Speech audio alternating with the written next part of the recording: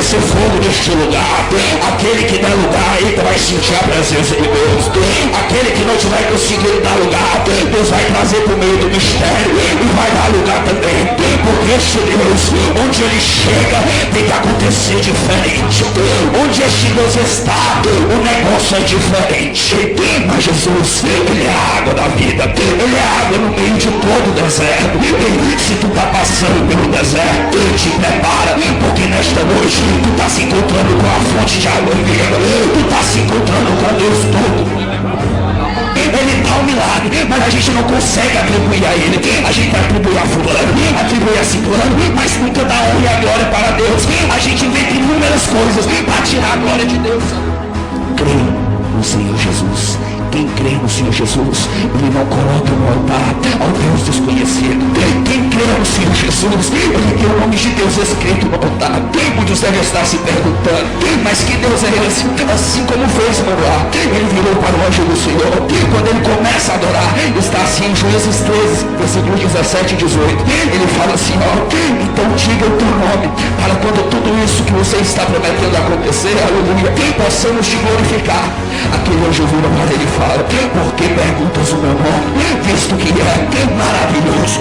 Por que perguntas o meu nome, visto que é maravilhoso? Só o Senhor é Deus. Mas que Deus é esse?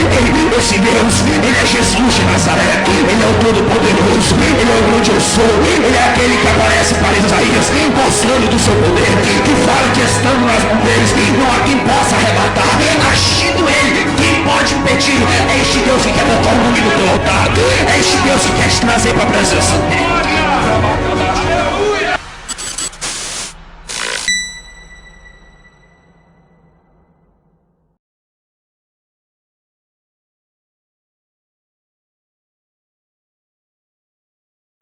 Salve, amada igreja, com a paz do Senhor, amém? Amém. Glória a Deus, é para Jesus, dá para fazer melhor, amém, igreja? Salve, amada igreja, com a paz do Senhor, amém? Amém. Glória a Deus. Convido todos a abrir as vossas Bíblias no livro de Atos, capítulo de número 17, versículo de número 23 apenas. Santo és tu, Senhor Jesus. Desde já quero agradecer a presença de todos, agradecer também ao pastor Manuel Bezerra, que pôde estar aí abrindo as portas para a gente, amém?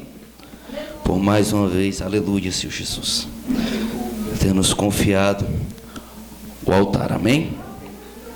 E está escrito assim, porque passando eu e vendo os vossos santuários, achei também um altar em que estava escrito, ao Deus desconhecido. Esse, pois, que vós honrais, não o conhecendo, é o que eu vos anuncio, amém? A igreja pode se assentar. Aleluia, Senhor Jesus. Santo és tu, Espírito Santo de Deus. Eita, Jesus, aleluia. O Deus desconhecido. Para falar desse tema é um pouco complicado. Para falar disso é um pouco difícil. Quem é este Deus desconhecido? Vamos lembrar, aleluia, Senhor Jesus, que enquanto foi para ser prometido Sansão, a mãe e ao pai dele, o anjo do Senhor aparece então para aquele homem. A Bíblia fala, a Bíblia vem contando que aquele anjo aparece a Manoá para trazer a revelação daquela criança. Primeiro ele aparece para a mulher, mas aquele homem logo duvida e começa a pedir para que este Deus apareça também para ele. Ele pede para que aquele anjo apareça também para ele, para mostrar que realmente foi o anjo do Senhor que foi falar com ela. Mas por que Manoá começa fazendo isso? E é normal, a gente quando escuta falar que algo é de Deus, quando alguém vem trazer uma profecia para nós, quando alguém vem nos falar algo da parte de Deus, logo nos perguntamos, será que isso é de Deus mesmo? Logo então começamos, eita Senhor Jesus, a nos perguntar se aquilo que veio ser trago até nós, realmente veio da parte de Deus. Eita Senhor Jesus. Tem algo interessante no meio disso aí. A Bíblia ensina que podemos julgar a profecia, mas nunca o profeta. A Bíblia ensina que podemos, eita Senhor Jesus, colocar à prova a profecia, mas nunca o profeta. Só que hoje acontece diferente. Naquele tempo acontecia diferente. Não era posta a profecia nem a prova. Aleluia, Senhor Jesus. Não era posta a prova nem a profecia e nem o profeta. mas sim o Deus que tinha dado a profecia para o profeta. Isto é normal acontecer até nos dias de hoje. Esse Deus, ele começa então, aleluia, Senhor Jesus, a tratar com aquele povo. Ele não começou a tratar com o povo de Israel no tempo que aparece para Manoá, não. Ele vem tratando com aquele povo bem antes. Vamos olhar aqui Êxodo 19, vem falando de um episódio que Deus manda o povo de Israel se consagrar. Deus manda o povo de Israel jejuar e se preparar. Eles mandam aquele povo se separar por um período. Mas para que esta separação? Ele fala que ao terceiro dia ele iria aparecer para aquele povo. Ele fala que ao terceiro dia ele iria se revelar para aquele povo. Mas como aquele Deus se revelaria? Ele fala que apareceria no monte. A Bíblia continua a nos dizer a partir do versículo 16 que ele realmente apareceu. Ele realmente desceu naquele dia. A Bíblia começa a dizer de uma glória tremenda. A Bíblia começa a falar: eita, Senhor Jesus.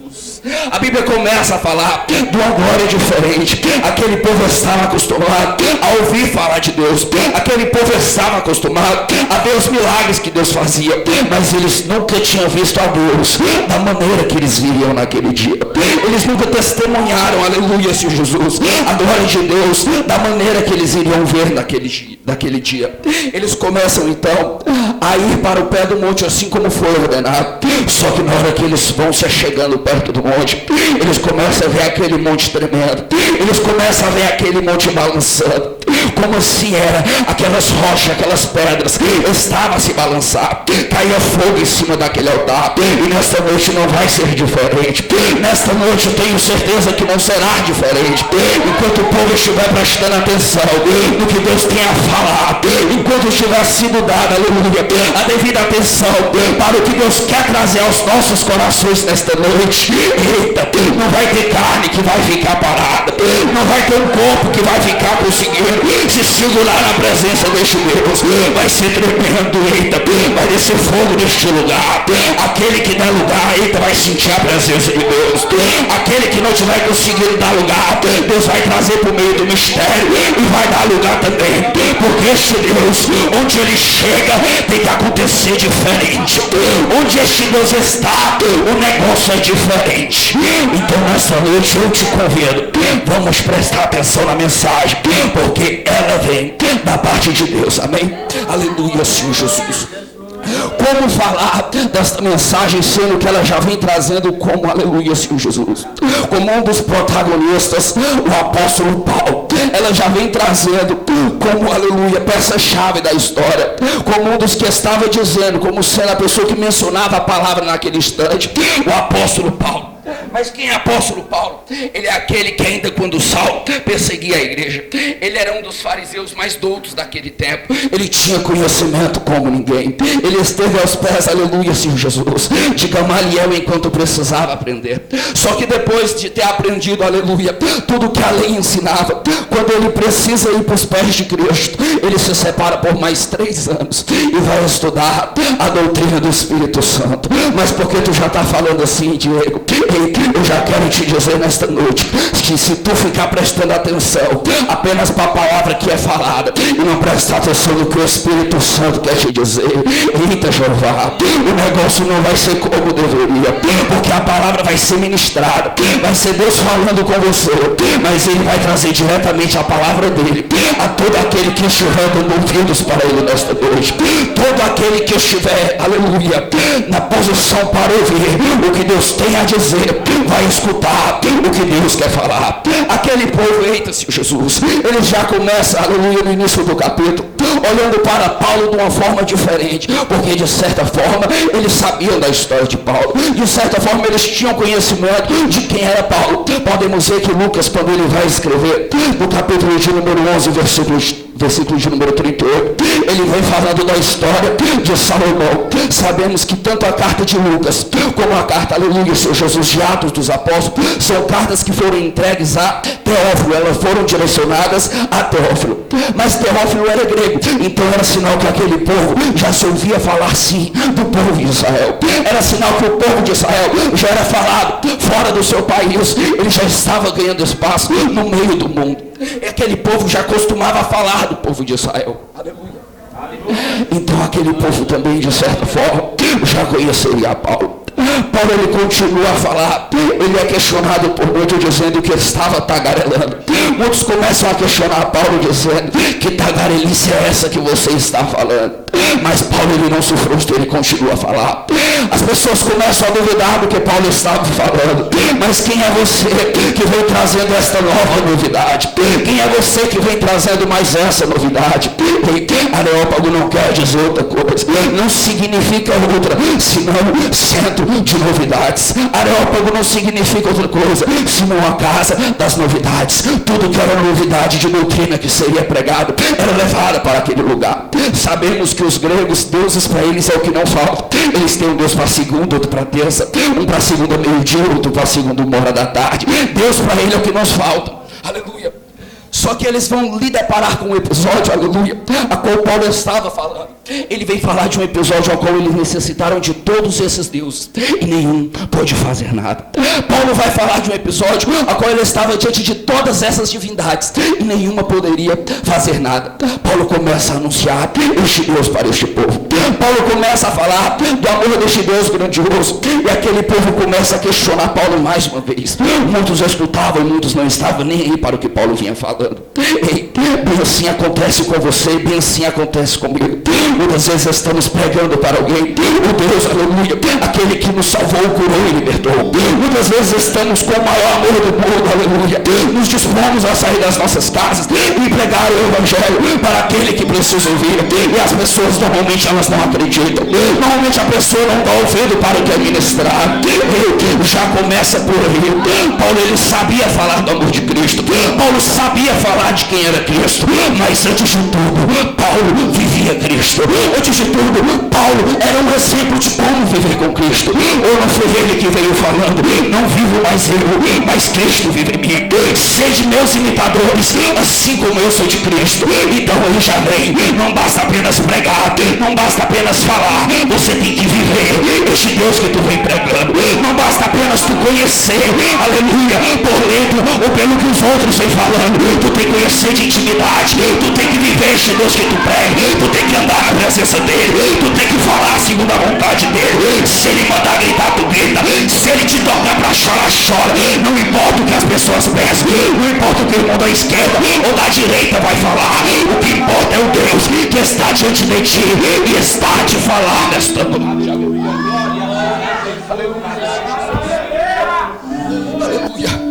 Paulo tinha noção disso. Paulo ele carregava nas suas costas uma vida diferente. Paulo cingia em seus lombos, aleluia, atitudes de uma pessoa diferente. Todos poderiam criticar a Paulo, mas teriam sim que bater numa tecla que ele era exemplo daquilo que ele vinha pregando. Paulo poderia, aleluia, ter perseguido Jesus outrora, mas neste momento que ele passa a pregar, ele passa a viver assim como era necessário para o cristão, assim como era necessário para um servidor de Cristo. E eu não sei porque Deus está me incomodando, mas ele está pedindo para falar isso. E o velho homem, ele ficou lá atrás. A partir do momento que viemos para Cristo, a atitude é diferente. O crente fala diferente, o crente anda diferente, o crente pensa diferente, o crente vive diferente. Eita, o crente pensa diferente, o crente é diferente. Essa diferença, aleluia, é o que distingue o povo de Deus do povo do mundo. Só que hoje vivemos um tempo a qual não se dá mais para saber a diferença. Tu não sabe quem é crente, tu não sabe quem é ímpio, tu não sabe quem é filho da justiça e quem é filho da impiedade. Paulo estava vendo um povo desta mesma forma. Paulo estava vendo um povo que passava pela mesma trajetória. Paulo estava vendo um povo que vivia nos mesmos tempos. Paulo estava diante de um povo totalmente incrédulo, mas ele não se deixou abalar. Pelo contrário, ele passa a pregar. O povo não escutava o que Paulo falava, mas ele não se cansava. O povo já não queria ouvir o que Paulo falava, mas Paulo não se cansava. O povo muitas vezes poderia até estar mandando Paulo parar, mas Paulo não parava. Paulo não se prostrava diante do que falava. Paulo estava certo de que ele iria falar do amor deste Deus. Poderia se levantar milhares e milhares, mas ele não pararia. Se fosse preciso pagar com a vida, ele pagaria, mas ele iria falar do amor deste Deus. Paulo começa mais uma vez a falar deste Deus. E aquele povo começa mais uma vez a querer o interromper. Só que como sempre tinha aqueles que estavam ouvindo. E Paulo ele não para, ele continua a falar deste Deus. Paulo ele não cessa, ele continua a falar deste Deus. Aleluia. Este Deus é ensinado dentro do templo. Muitos se escandalizavam com o que era falado. Muitos estavam ouvidos para o que era falado. Só que Paulo chega uma hora que ele vira para aquele povo e fala assim, ó: ei, eu vi por aqui que vocês são muito supersticiosos, vocês são muito religiosos. Mas eu caminhando por aqui, eu vi um altar que estava edificado assim, ó, e escrito: ó Deus desconhecido, este Deus que tu desconhece, é este Deus que eu te anuncio. Mas como assim? Eu quero te contar um pouco da história deste altar. Eu quero te contar um pouco da chegada de Paulo até ali. Aproximadamente no ano 600 anos antes de Cristo, viveu-se, aleluia, um rei. Este rei, ele fez uma promessa para um povo que vinha contra ele. Só que no meio da sua trajetória, ele deixa aquela promessa para trás, ele falta com a sua palavra. Então este Deus, ele lança uma maldição sobre Atenas. Este Deus, ele lança uma maldição letal. Ele lança uma praga para matar aquele povo ateniense. Tinha gente semi-morta para todos os lados. Aquele povo já não conseguia mais ver saída. Eles já tinham clamado para Hera, para Zeus, até para Hades eles já tinham clamado para todo mundo que eles podiam. E eles não viam a saída, eles não encontravam. Eles estavam diante de milhares de deuses, mas nenhum poderia fazer nada. Ele estava diante de centenas de milhares de deuses, e nenhum poderia fazer nada. Ei, tem horas que a gente está diante de um problema, que a gente acha que ninguém mais pode nos ajudar. Tem hora que a gente está diante de um problema, que a gente acha que é o fim da linha. Não vai ter luz no fim do túnel, acabou ali. Ei, é porque estamos fazendo igual aquele povo de Atenas. A luta vem a afronta, só que nós não conseguimos ver aquele Deus que ainda era desconhecido. Nós não conseguimos ver aquele Deus todo poderoso. Então vamos confiando em fulano B, fulano A, o irmão da esquerda, o irmão da direita, confiando em pastor, confiando no obreiro, e a gente nunca entrega na mão de Deus. Eita. Aí que começa. A gente tem que confiar sempre em Deus. Mas por que falar isso se aquele povo não conhecia? É então mandado por uma sacerdotisa buscar um profeta que conheceria este Deus. É então, aleluia, Senhor Jesus, ordenado pela sacerdotisa que fosse buscar este profeta. Este profeta tinha por nome Epimenídes, segundo os historiadores. Esse profeta, aleluia, ele na mesma hora que é feito o convite, ele vem. Só que na hora que ele chega, a primeira exigência dele: eu vou precisar de pedreiros, porque eu vou edificar ali um altar. Eu vou precisar de pedreiros, de funcionários, porque será edificado um altar. Já vai começar assim, eita Jeová, todo milagre para vir para a gente, ele vai começar chegando pelo altar. Vai vir a providência, mas essa providência ela já vem pelo altar. A gente já tem que chegar arrumando o altar, para Deus descer, para falar com Elias, aleluia, para dar aquela resposta diante dos profetas. Ele precisou que fosse edificado o altar. Em todo momento que você vê, o véu estava tampando o quê? O pedaço do altar. É o santíssimo lugar. Então a gente começa mudando o altar. Tem que ser edificado o altar. Aqueles homens vão e edificam aquele altar. Aleluia. Só que agora o profeta muda. Eu quero todo o deste povo